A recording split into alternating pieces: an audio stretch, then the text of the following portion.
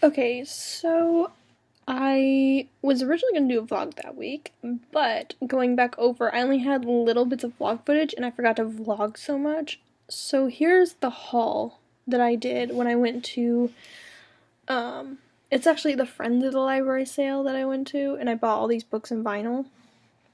So this is the haul. You won't get to see any vlog afterwards or before, so I didn't get to record my intro or outro. Very sorry. I hope this won't happen again, but knowing me, it probably will happen again. So, just so you know. So this is just a haul. This is just a haul. I keep looking at myself at the computer and not at the camera. But this is just a haul. Okay.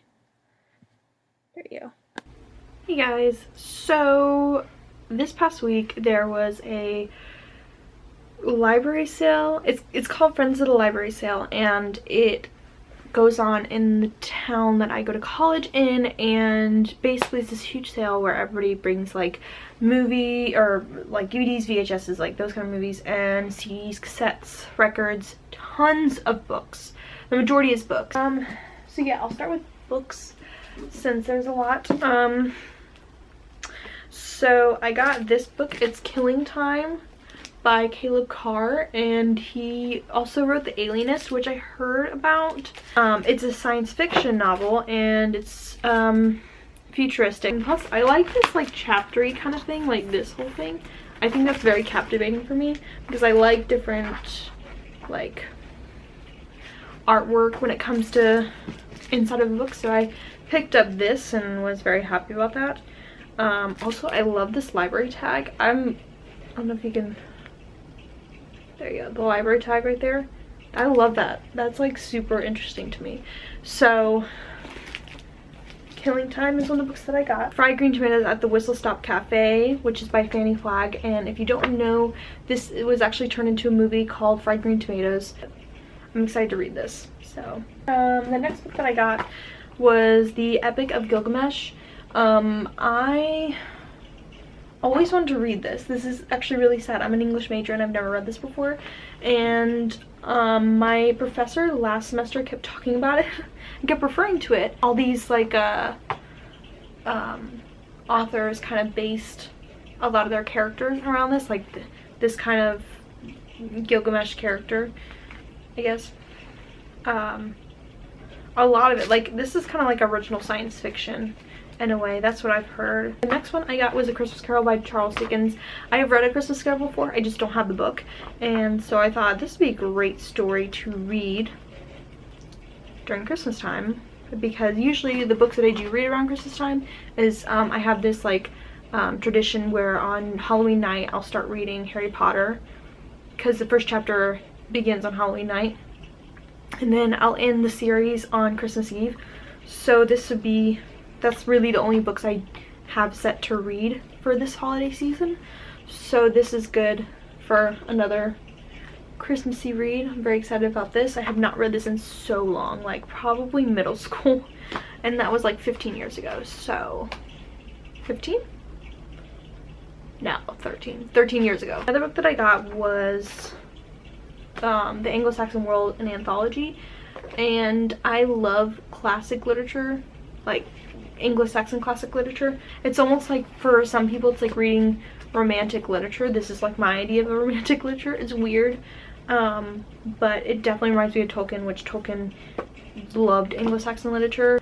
I also got this. I think I originally got it from my mom, because my mom always wants me to pick up children's books at these things, and so I picked up Beverly Cleary's Dear Mr. Henshaw, which is very much a classic. I haven't read this in so long, and it has like, it's a larger print like for kids, so it's, yeah, and it's like an old covering too. Beverly Cleary is actually one of my favorite authors, like children's book authors. I think she is very talented, and my mom has always read these books to me, so I got her this. I think she might already have this book, so I might take this for myself if she already has it. Another book that I got was Sir Gawain and the Green Knight. I love Arthurian legends. Very hard to say, but it is like a soft spot for me. I love like King Arthur stories, the poems, everything. It's like, was it real, was it a myth? Like, I just love exploring that.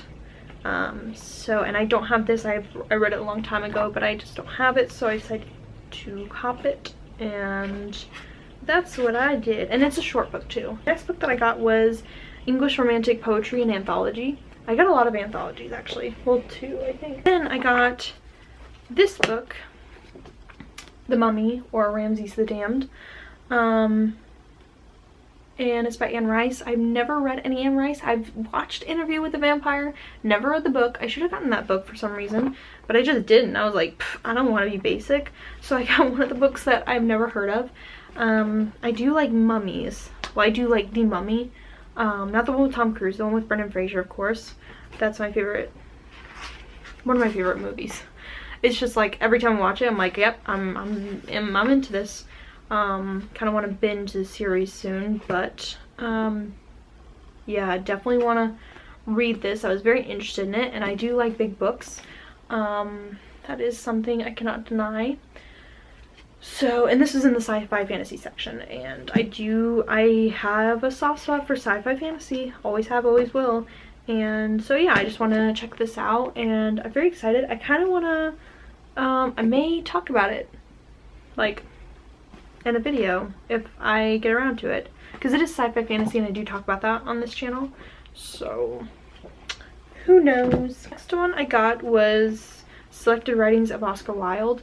I do not own any Oscar Wilde, which is so surprising since I read him so many times, especially Dorian Gray and Importance of Being Earnest. I've watched Importance of Being Earnest so many times. Somebody did math in the back of this book. Like, there's like, I don't know if you can, there's like math. Oh my gosh, that's crazy. And some of his poems too. That's wild. Okay, so the next book that I got was Indian in the Cupboard by Lynn Reed Banks, and oh, half that is gone. Okay, so this was a book that was like, I don't know how bad this would be nowadays. It might be really bad. I haven't read this book in so long, but it was written in 1980, so maybe bad. Political correctness really didn't come in until the 90s, but they made a movie about it in the early 90s, so I don't know.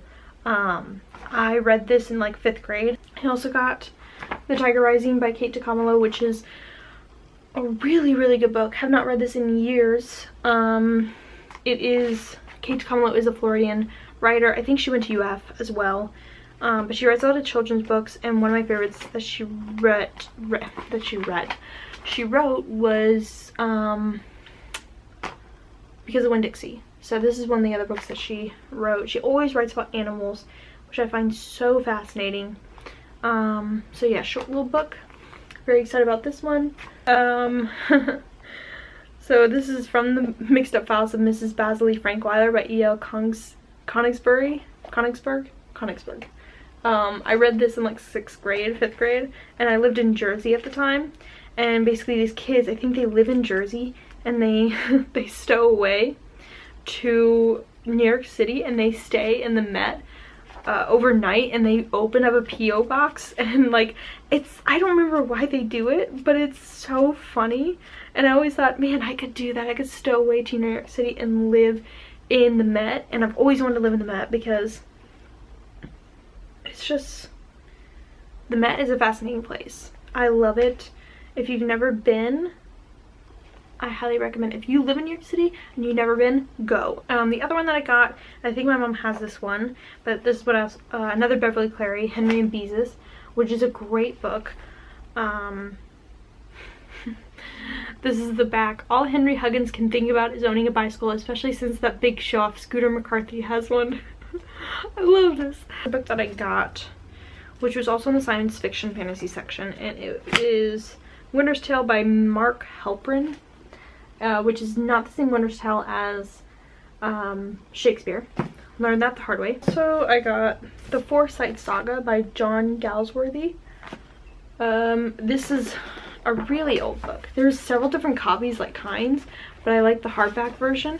And plus, when you open the hardback version, you get to see the 4-side family tree. And I think that's interesting. They made a mini series about this, and I have never watched it. And supposedly it's like a little confusing if you don't know the family ties and like who's related to who. That's what my parents said, at least, because they watched it and they told me about it. So I'm excited to read this book and then watch the show, which I kind of want to do a double feature on. Who knows if I finish reading this. It's like 680 something pages, I think. 690. No, 700. 715 pages. So definitely excited about this one too. Next one I got was Bridge to Terabithia by Catherine Patterson. I read this years ago. Really upsetting as a kid. They made a movie about it, of course, if you haven't watched it. Little short book.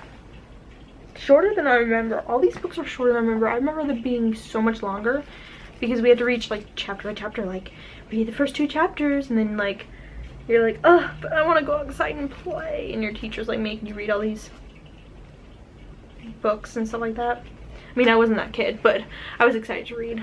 And the next one I got, my mom requested some Nancy Drew, and for some reason none of us kids read Nancy Drew, and that's shocking for me because I never read Nancy Drew, and I read a lot as a kid, but now that I'm older and I reread it, I'm like, dang, I should have read it. Like, this is the only Nancy Drew, by the way, and there's no Hardy Boys left, so and it's not one of the original ones. It's like the 150th edition, Mystery at Morsey Manor. So Nancy takes a trip to England and rides straight into danger. That's great. So I kind of want to read this before I give it to my mom. Oh, I found this one. This is like one of the original covers too. Oh, it's blue binding. I didn't even say that. Mitch and Amy by Beverly Cleary. You can see the blue binding too, or bluish. Now it's kind of greenish, I guess. So this is kind of like the original covers that they had, which is really cute, and I think we might have a few of these at home. So this is one of the other Beverly Cleary ones that I got my mom. But then I got The Outsiders by S.E. Hinton, and I never read this for school. A lot of people had to. I never did for some reason. I don't know. I couldn't tell you. But I'm really excited to read this. I did watch the movie and I love it. The last book, last but not least, is Nina Cries by Natalie Babbitt, and it's this cute little book. She writes one of my favorite books called Tuck Everlasting, and Tuck Everlasting is like, I have read that so many times. It looks like this, like it's like this size, maybe a little bit shorter, and I could just quick put it in my backpack or in my purse and just bring it with me all the time. And it's a kid's book, but it's just so good and it's so relaxing to read. I love it. So yeah, I love Natalie Babbitt's writing, so I'm excited to read this one. Never heard of it before, so we shall see. That is it for the books. Now on to the records. And the first thing I got was actually for my sister. I know how much she loves the divas. I mean, I do too, so can't complain there. But I found this record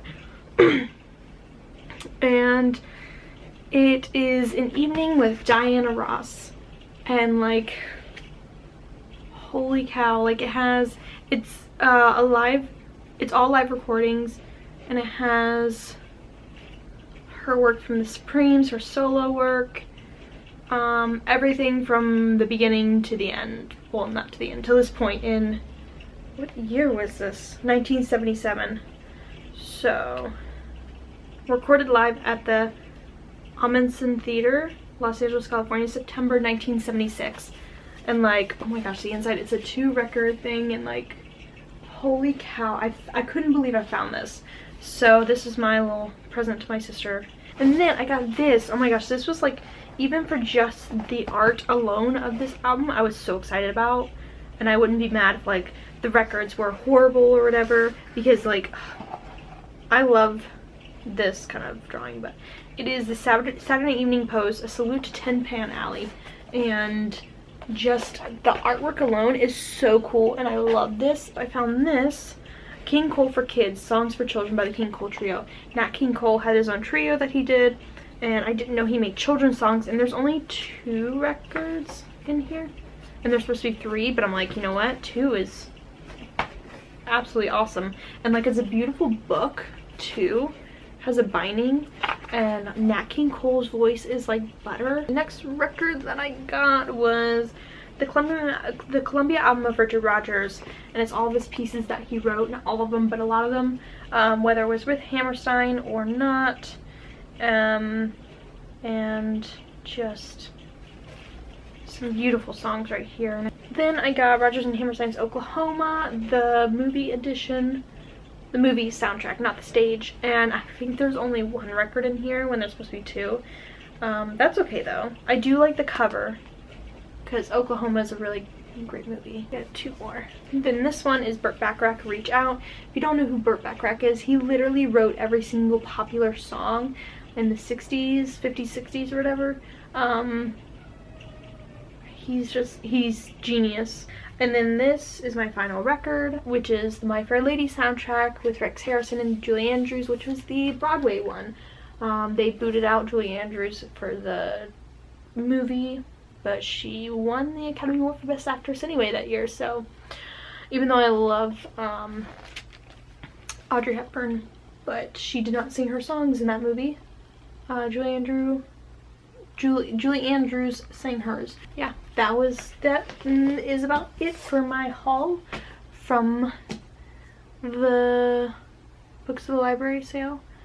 I made out like a bandit, man. Like, I got a lot of good stuff. So yeah, if anybody wants, I don't know, like a review or something of like any of the books or any of the records, let me know.